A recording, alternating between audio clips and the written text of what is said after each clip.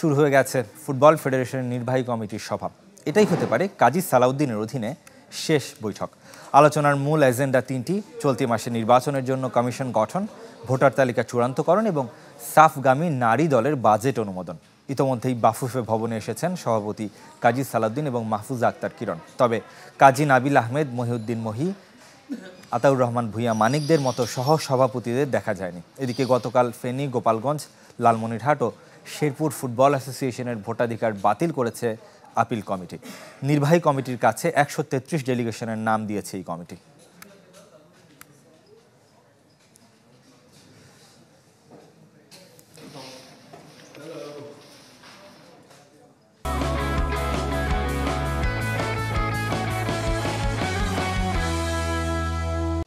বাফুফের নির্বাহী কমিটির সভার আরও খবর জানাতে মতিঝিল থেকে যুক্ত হচ্ছেন সহকর্মী জহির সাগর। সাগর, আমরা যতদূর জানতে পেরেছি যে ৩টা থেকে শুরু হওয়ার কথা এই কমিটির বৈঠক, সেটা শুরু হয়েছে কিনা, এবং যেটা গুঞ্জন শোনা যাচ্ছে যে এটাই হতে পারে কাজী সালাউদ্দিনের অধীনে শেষ বৈঠক, আপনার কাছে কি মনে হচ্ছে?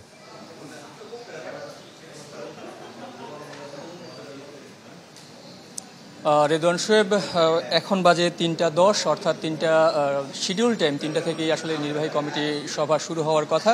আমরা যতদূর জানতে পেরেছি এই সভা নির্ধারিত সময় শুরু হওয়ার কথা, কারণ রয়েছে যারা আসতে পারবেন না, যে তিনজনের নাম আপনি সংবাদে বলছিলেন, আতাউর রহমান ভূঁইয়া মানিক, কাজী নাবিল আহমেদ এবং মহিউদ্দিন মহি, এই তিনজনকে ছাড়াই এই নির্বাহী কমিটি শুরু হওয়ার কথা রয়েছে। এবং এই তিনজন হয়তো অনলাইনের মাধ্যমে যুক্ত হতে পারে নির্বাহী কমিটি, কারণ এই নির্বাহী কমিটি থেকে আপনি সংবাদে বলছিলেন তিনটি খুবই গুরুত্বপূর্ণ বিষয়ে সিদ্ধান্ত আসতে যাচ্ছে। প্রথমত, যে আসন্ন নির্বাচন ২৬ অক্টোবরে বহুল আলোচিত বাংলাদেশ ফুটবল ফেডারেশন নির্বাচন, সেখানে ১৩৩ জনের যেই ভোটার তালিকা জমা দেওয়া হয়েছে আপিল কমিটি থেকে, সেটা চূড়ান্ত অনুমোদন পেতে পারেন। এবং একই সাথে নির্বাচন কমিশন গঠনের ব্যাপারেও কিন্তু একটা সিদ্ধান্ত, এখানে চূড়ান্ত সিদ্ধান্ত আসবে। পাশাপাশি আসন্ন নারী সাফের জন্য বাংলাদেশ দলের যে বাজেট অনুমোদন, সেটাও কিন্তু এখানে হওয়ার কথা রয়েছে।